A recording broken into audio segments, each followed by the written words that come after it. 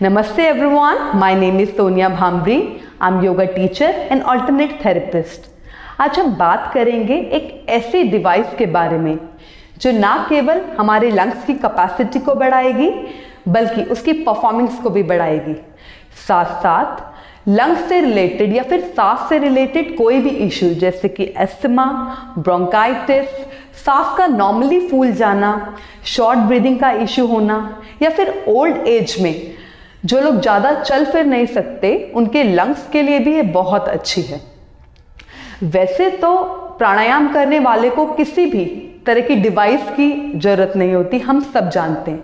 पर आप किसी भी वजह से अगर प्राणायाम नहीं कर पा रहे हैं, कोई भी वजह चाहे है उसकी, तो ये डिवाइस आपको काफ़ी हेल्प करेगी। चलिए मैं आपको ये डिवाइस सिखाती हूँ। This is device, we call it spirometer. Spirometer या फिर रेस्पिरोमीटर के नाम से ये आसानी से मार्केट में मिल जाती है।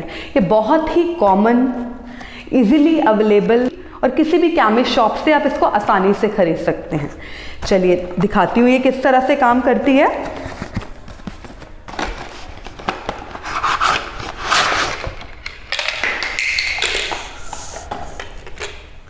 देखिए इसके अंदर 3 पीसेस होते हैं। पहला ये जिसको हम लोग गैस कंटेनर बोलते हैं, दूसरा ये माउथ पीस और तीसरा ये ट्यूब। इसको बहुत आसानी से हम लोग जोड़ सकते हैं। देखिए यहाँ पे एक छोटा सा लूप ये ट्यूब जैसा बना हुआ है, तो हमारा एक हिस्सा इसमें इस तरह से जुड़ जाएगा और दूसरे हिस्से पर हम लोग इसको माउथ पीस को आसानी से अटैच कर देंगे। देखिए now your spirometer is ready to use. अब आप इसके अंदर देख रहे होंगे ये 3 बॉल, आपको लग रहे होगा एक खिलौने जैसा इस तरह से लंग्स की कैपेसिटी को बढ़ा देता है। देखिए ये जो 3 बॉल इसके अंदर आपको दिख रही है, रेड, येलो और ब्लू, इसके ऊपर यहाँ पर मेंशन है 600 CC, 900 CC and this is 1200 CC, जो कि जब हम इसको यूज करते हैं आपके ब्रीथ को या फिर कह लें लंग्स की कैपेसिटी को दिखाएगा कि आपके लंग्स कितने अच्छे से काम कर रहे हैं। अगर ये रेड बॉल उठ जाती है, अभी मैं आपको बताऊंगी किस तरह से, तो रेड बॉल अगर उठ जाती है तो हमें लगेगा कि लंग्स इज लाइक ओके, या फिर हम कहेंगे थोड़ा सा कम काम कर रहे हैं, आपको और काम करने की लंग्स पे जरूरत है। दूसरी ये येलो बॉल जिसको 900 सीसी की रेटिंग दी गई है, ये अच्छे में आएगा बट फिर भी आपको अभी और काम करने की ज़रूरत है। लेकिन अगर आपकी ये ब्लू बॉल ऊपर की तरफ उठती है तो आप आराम से सेटिस्फाई हो जाए, हैप्पी हो जाए कि आपके लंग्स बहुत अच्छे से काम कर रहे हैं। अब मैं आपको इसको यूज़ करना सिखाऊंगी, किस तरह से इसको यूज़ करते हैं। एक चीज़ और, आप इसके अंदर इनहलेशन एक्सहलेशन दोनों की ही प्रैक्टिस कर सकते हैं। सबसे पहले हम लोग इनहलेशन की प्रैक्टिस करेंगे, देखेंगे किस तरह से। अच्छा एक चीज़ ध्यान रखें, इसको इस तरह से ना रखें, ऐसे ना रखें, कोशिश करें इसको अपने माउथ के लेवल पर रखें। मैं आपको थोड़ा सा करके दिखाती हूँ। बिल्कुल आराम से रिलैक्स एक लंबी गहरी सांस लेंगे और छोड़ देंगे और उसके बाद शुरू करेंगे।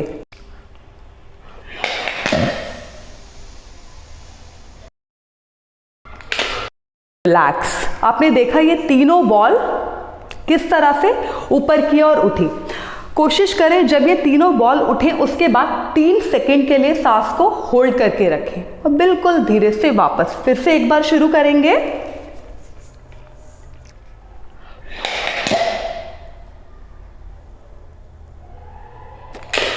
रिलैक्स। जिस तरह से मैंने रिपीट किया इसी तरीके से आपको 3 से 4 बार, या अगर करना चाहे सिर्फ 7 से 8 बार भी आप एक बार में रिपीट कर सकते हैं। पर ध्यान रखें होल्ड जरूर करें, कोशिश करें होल्ड करने की। अगर स्टार्टिंग में नहीं हो रहा that is also fine. Now हम लोगों ने सब सीखा कि किस तरह से इनहलेशन किया जाता है। अब मैंने कहा था एक्सहलेशन भी हमें जरूर करना है, तो उसके लिए क्या करेंगे, इस डिवाइस को आप इस तरीके से उल्टा कर देंगे। Again procedure will be same कि इस माउथ को, इस कंटेनर को आपको मुंह के सामने रखना है और इस ट्यूब को मुंह में लेना है। अब हम लोग एक्सेल करेंगे या कहेंगे सांस को बाहर निकालेंगे, ब्लो करेंगे। शुरू करेंगे।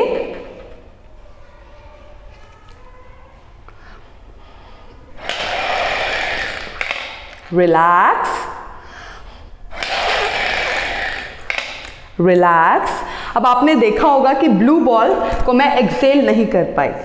देखिए ये जब हम एक्सेल करते हैं तो बहुत कम लोग हैं, आप कह लीजिए शायद 100 में से 1 या 2 लोग ऐसे होंगे जो एक्सेलेशन पे अपनी ब्लू बॉल को बिल्कुल ऊपर तक उठा पाते हैं।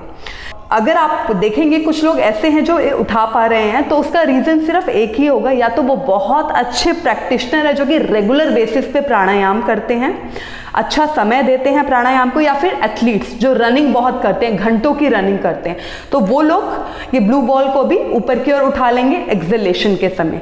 नॉर्मली हर कोई ये नहीं उठा पाता, पर yes with the practice, regular practice आप ये भी आराम से उठा सकते हैं।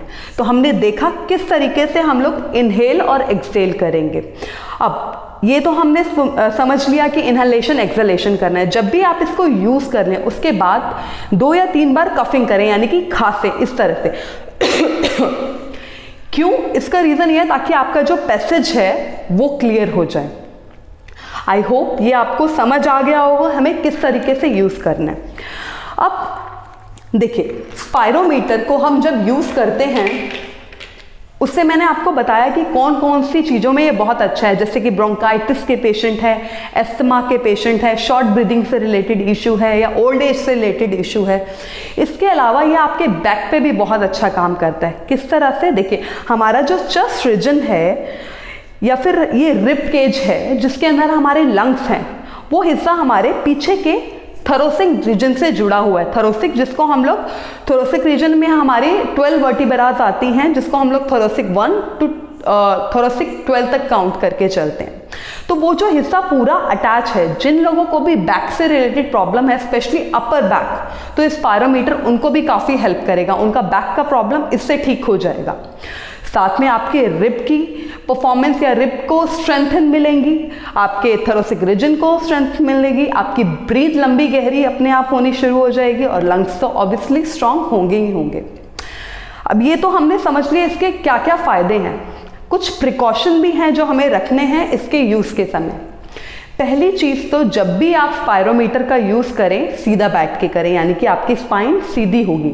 आप ऐसे इस तरह से झुक के या लेट के इसका यूज़ नहीं करेंगे।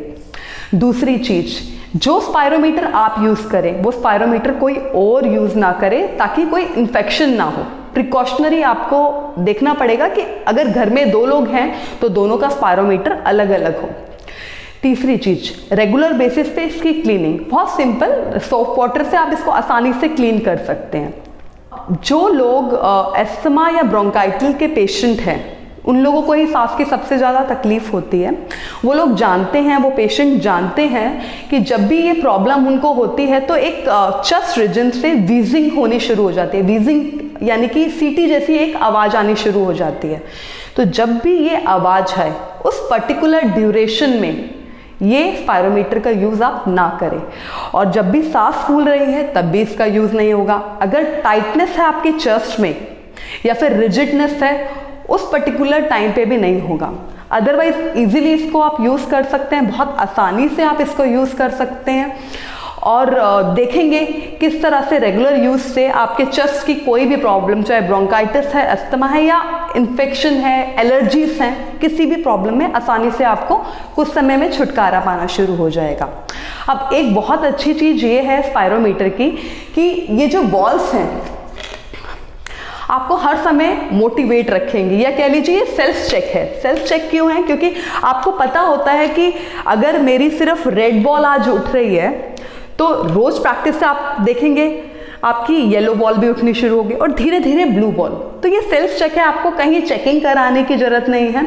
तो ये बहुत ज़्यादा हेल्प करता है। और एक चीज़ का ध्यान रखें, पेशेंस रखें। कोई प्रॉब्लम भी आपको एक दिन में नहीं आती। प्रॉब्लम आने में भी एक सीड से जब वो ट्री में कन्वर्ट होता है तब आपको प्रॉब्लम आती है। तो इसके लिए पेशेंस रखें, रेगुलर यूज़ करें, और 8 से 10 बार भी आप आसानी से एक दिन में इसको यूज़ कर सकते हैं। यानी कि जिनको प्रॉब्लम नहीं है वो यूज़ करेंगे तो ऑब्वियसली उनकी परफॉर्मेंस बढ़ेगी ही बढ़ेगी, 2 से 3 बार वो कर सकते हैं। लेकिन जिन लोगों को प्रॉब्लम है कोशिश करें 2 से 3 घंटे के गैप में इसको करें, कोई प्रॉब्लम नहीं है। बस पेशेंस रखें और बिल्कुल लंबे गहरे श्वासों के साथ करें। आई होप ये इन्फॉर्मेशन आपको अच्छी लगी होगी। अगर आपका कोई अभी भी प्रश्न है स्पायरोमीटर को लेके तो प्लीज़ कमेंट बॉक्स में लिखिए, मैं आपको डेफिनेटली रिप्लाई करूँगी। और अगर ये इन्फॉर्मेशन आपको अच्छी लगी है तो प्लीज़ शेयर करें अपने दोस्तों के साथ, अपने परिवार वालों के साथ, और सब्सक्राइब करें मेरा channel. Thank you very much, take care.